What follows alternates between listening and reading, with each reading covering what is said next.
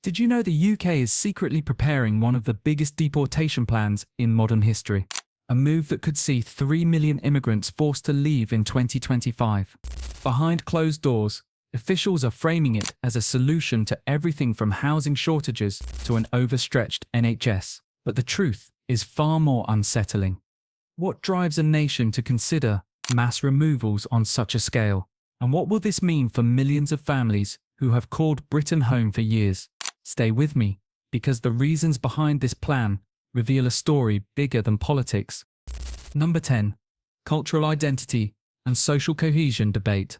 Perhaps the most emotionally charged reason behind the deportation plan is the fear of losing Britain's cultural identity. For many citizens, rapid demographic changes have created a sense of unease, with concerns that traditions, language, and long-held values are being diluted. Politicians frame mass deportations as a way to protect and preserve the essence of what it means to be British. This argument goes beyond economics or housing. It touches on heritage, belonging, and a deep emotional attachment to national identity.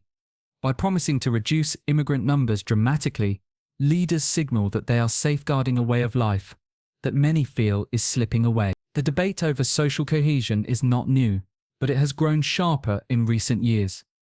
Communities with large immigrant populations are often portrayed as parallel societies where integration has failed. Media coverage emphasizes cultural clashes, tensions in schools, and disputes over traditions or public celebrations. These narratives fuel the perception that immigrants are not simply joining British society, but reshaping it in ways that leave long-time residents uncomfortable. For older generations especially, the visible changes in neighborhoods and city centres feel like evidence that the country they once knew is vanishing. The government taps into these emotions, positioning deportations as a corrective measure to restore balance and unity. This reasoning is powerful because it appeals directly to identity, one of the strongest motivators of human behaviour. Citizens are more likely to support drastic policies if they believe their cultural fabric is at risk. Leaders present deportations as a solution that will help preserve British traditions, strengthen community ties, and reduce tensions. Whether or not such outcomes are achievable, the promise resonates because it reassures people that their heritage still matters in policymaking. By tying immigration to cultural survival, the government transforms deportations into more than a policy. They become a statement of national pride. For many supporters, this is not just about numbers, but about preserving a legacy for future generations. Number 9. International precedents and influence. Another reason the UK government justifies its deportation plan is by pointing to global precedents. Across Europe and beyond, several countries have toughened their immigration laws and carried out large-scale deportations. France has introduced stricter residency rules, Italy has expanded detention centres, and Australia has maintained a reputation for uncompromising deportation policies. These examples are often highlighted to show that the UK is not acting in isolation, but rather aligning with an international movement. By presenting deportations as part of a broader global trend, leaders frame their policy as both legitimate and necessary in order to maintain credibility on the world stage. This narrative appeals strongly to voters who worry about the UK falling behind. The idea that other nations are acting decisively while Britain appears weak fuels the argument that stronger measures must be taken. Politicians stress that if countries with similar democratic traditions can enforce mass deportations, then the UK has no excuse not to do the same. Such comparisons create an image of international consistency, where being too soft risks turning the UK into a magnet for migration. The pressure to match or exceed the firmness of neighbouring states gives deportation policies an air of inevitability, even when their practical consequences are uncertain. Beyond political optics, invoking international influence taps into deeper cultural fears. Citizens often hear stories of protests, unrest, or cultural clashes in other European countries linked to immigration. These stories are used to warn that without strong action, the UK could face similar challenges. Leaders amplify these comparisons to reinforce the urgency of their own policies. Deportations are then positioned not just as a domestic decision, but as part of a global defense against uncontrolled migration. By linking the UK's future to the actions of other nations, the government strengthens its case, making deportations appear both reasonable and globally aligned. This narrative resonates with voters who want Britain to remain firm, respected, and proactive on the international stage. Number 8. Electoral strategy ahead of 2025 elections. With national elections looming in 2025, the political landscape in the UK is heavily shaped by voter concerns about immigration. Leaders understand that immigration is one of the most divisive and emotionally charged issues, capable of swaying large segments of the electorate. By announcing a plan to deport 3 million immigrants, the government is not only addressing policy, but also playing a strategic card to secure votes.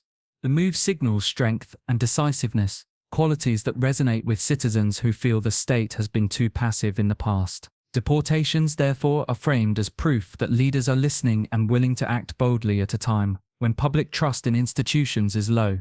Campaign strategists are keenly aware that fear and uncertainty are powerful motivators. Many citizens worry about the future of jobs, healthcare, and national identity, and politicians seize on these anxieties to build momentum. By placing immigration at the center of their platforms, parties differentiate themselves from opponents who may be perceived as weak or indecisive on the issue. The promise to deport millions becomes more than a policy proposal. It becomes a campaign rallying cry designed to energize the base and capture undecided voters. In a political climate where every vote counts, such dramatic proposals provide a competitive edge. This electoral calculus also taps into regional divides. In areas where working-class communities feel particularly abandoned, the promise of deportations plays directly into local frustrations about housing shortages, overwhelmed services, and cultural change. The message is clear. Leaders are prioritizing citizens over outsiders, and only by keeping them in power can voters ensure this continues. Even if the logistical challenges of deporting millions are immense, the political value lies in making the pledge. It reassures voters that their grievances are being taken seriously, while also painting opposition parties as detached from ordinary struggles.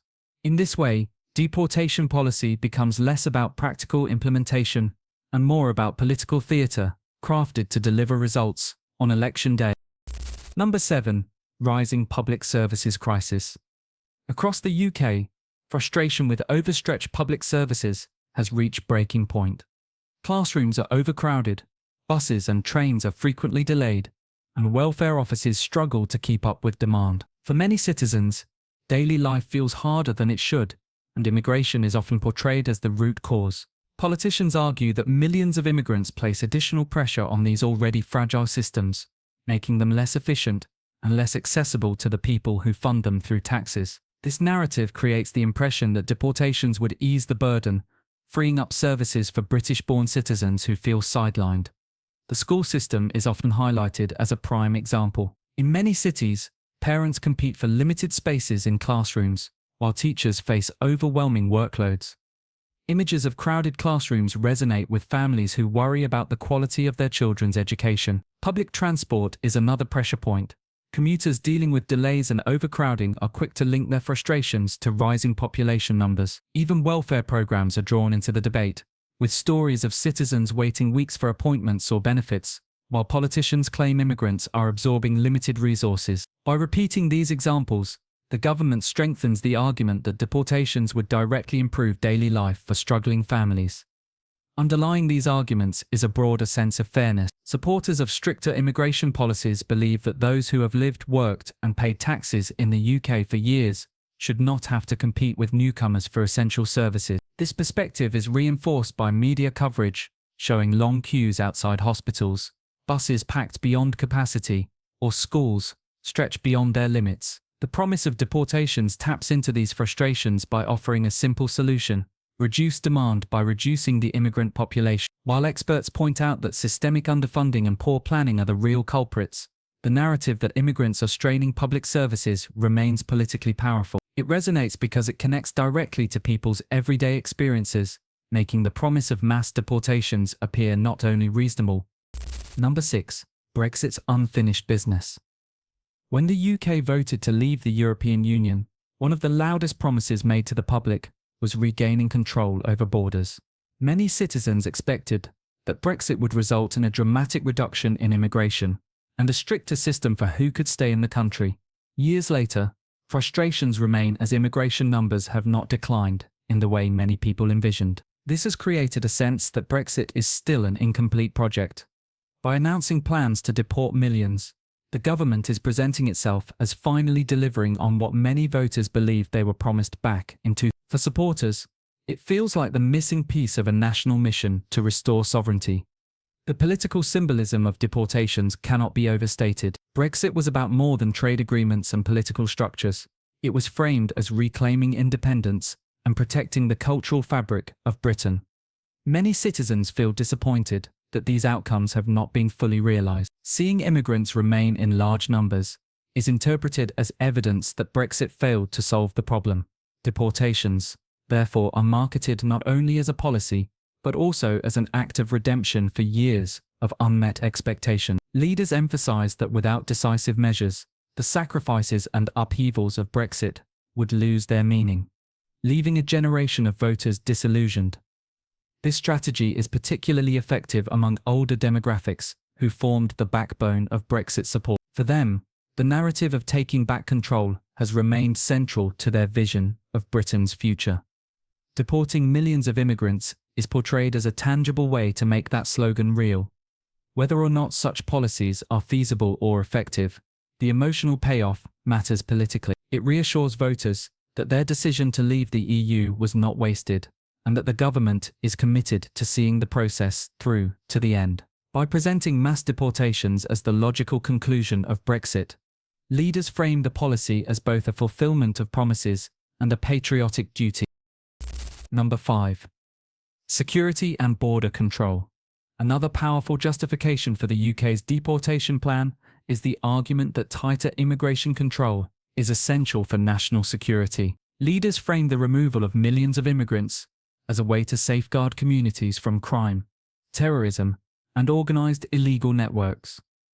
Public speeches often highlight cases of undocumented migrants involved in unlawful activity, using these examples to suggest a broader trend. Even if such cases represent a fraction of the immigrant population, they are portrayed as proof that weak border management leaves the country vulnerable. By emphasising security risks, the government positions deportations as a direct response to public fears of crime and instability. This approach is particularly effective because it plays on emotional concerns. When headlines report violent crimes involving immigrants or raids on human trafficking networks, the public associates immigration with danger. These stories are repeated across tabloids and television news, shaping perception far more strongly than statistical evidence showing overall crime rates are not higher among immigrants. Citizens already anxious about safety in their neighbourhoods find the government's promises reassuring. The message is clear. By deporting millions, the state is not only reclaiming control over its borders, but also ensuring the safety of ordinary families. Such rhetoric transforms complex social issues into a simple formula, where deportations equal protection. Beyond crime, the broader theme of sovereignty is also at play. Since Brexit, control of borders has become a symbol of independence, and the deportation plan is presented as fulfilling that promise. Officials argue that failing to act would undermine national authority, suggesting that the UK risks becoming a magnet for illegal migration if it appears lenient. This narrative appeals strongly to those who see immigration as eroding the nation's identity and stability. Whether or not the strategy can truly deliver greater security, it resonates because it addresses deep-seated fears. By presenting deportations as a shield against external threats, the government not only justifies harsh measures, but also strengthens its image as a protector of the nation's borders and people. Number 4. Health system. Under pressure. The UK's National Health Service is one of the most visible and emotionally charged aspects of the immigration debate. Long waiting times, overbooked appointments, and staff shortages have made healthcare one of the top concerns for citizens. Politicians often point to immigration as a key driver of these strains, claiming that millions of immigrants are adding pressure to an already overloaded system. Emergency departments reporting waits of over 12 hours, or GP surgeries struggling to keep up with demand, become headline examples. By connecting these problems directly to the presence of immigrants, the government creates a strong case that deportations are necessary to restore balance in the NHS and improve access for British-born patients. This framing resonates deeply because it touches daily life. For many families, waiting months for specialist care or being turned away from a fully booked surgery creates anger and frustration. Immigrants are often portrayed as occupying spaces in hospitals and clinics that should be reserved for citizens, regardless of the reality that many immigrants themselves work within the NHS as doctors, nurses, and support staff. The contradiction is rarely addressed in political messaging, which instead leans on emotional examples of elderly patients waiting in corridors or children unable to secure timely treatment. These images create a sense of urgency, making drastic solutions such as mass deportation appear reasonable in the eyes of worried citizens. At its core, the narrative is less about factual accuracy and more about perception. When people experience delays and frustrations in healthcare, they are quick to accept explanations that appear straightforward. Politicians seize this opening by presenting deportations as a bold step to protect the NHS. Even if healthcare challenges are rooted in chronic underfunding, staff shortages, and management failures, immigration becomes the face of the problem. By promising to remove millions, leaders position themselves as defenders of the public's most valued institution. This rhetoric ensures continued support from voters who see their health and the health of their families as the most pressing issue, reinforcing deportations as a supposed solution to one of the nation's deepest frustrations. Number 3. Economic burden narrative. A central reason behind the push to deport millions of immigrants is the widespread belief that they impose a heavy burden on the UK economy. Politicians often emphasize the costs associated with welfare programs, healthcare services, and housing support provided to immigrant populations. This framing paints immigration not as a contribution to society, but as a drain on public resources. By focusing on the financial side, leaders argue that removing immigrants will ease the strain on government budgets and redirect funds towards citizens who are struggling with rising living costs. For many voters, especially those on fixed incomes, this argument resonates deeply as they worry about pensions, benefits, and public spending being stretched too thin. Statistics are frequently used to reinforce this narrative, though the picture is often more complicated than it appears. Some reports highlight that certain groups of immigrants receive more in welfare benefits than they contribute in taxes, while other studies show immigrants as net contributors who fill essential jobs. Yet, the selective use of numbers allows politicians to craft a narrative that supports their agenda. Headlines about benefit fraud or rising claims are amplified, while evidence of immigrant labor sustaining industries like healthcare and agriculture is downplayed. For the general public, the impression left is that immigration equals higher costs, regardless of the nuanced reality. This perception grows stronger during times of economic hardship, where scapegoating becomes an easy tool for political gain. The emotional weight of this argument lies in the lived experiences of citizens facing financial insecurity. When people see hospitals under pressure, schools lacking resources, and wages failing to keep pace with inflation, they connect these struggles to the presence of immigrants. The idea that deportations could relieve the financial load gives hope to those who feel abandoned by the system.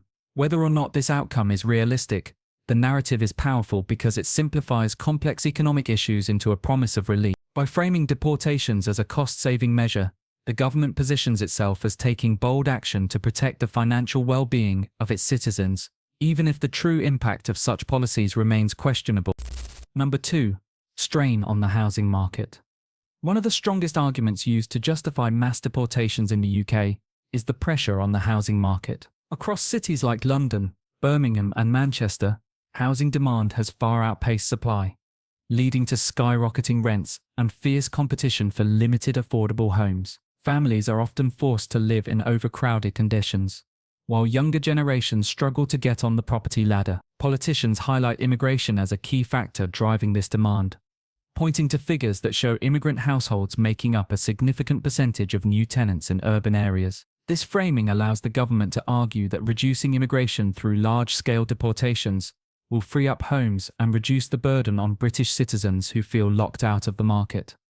The reality on the ground makes this argument highly relatable. Council housing waiting lists stretch for years, with vulnerable families left in limbo. At the same time, private rents continue to rise at record speed, consuming an ever larger share of household income. For many, the dream of home ownership has become unreachable, leaving frustration and resentment to build. While experts often note that years of underbuilding and lack of affordable housing policies are the real culprits, the visible presence of immigrant communities makes them an easy scapegoat. The political narrative gains traction because it offers a straightforward explanation for a highly complex crisis. Fewer immigrants equals more housing for citizens. Such reasoning may not address the root problem, but it resonates powerfully with those feeling the sharp end of the housing shortage.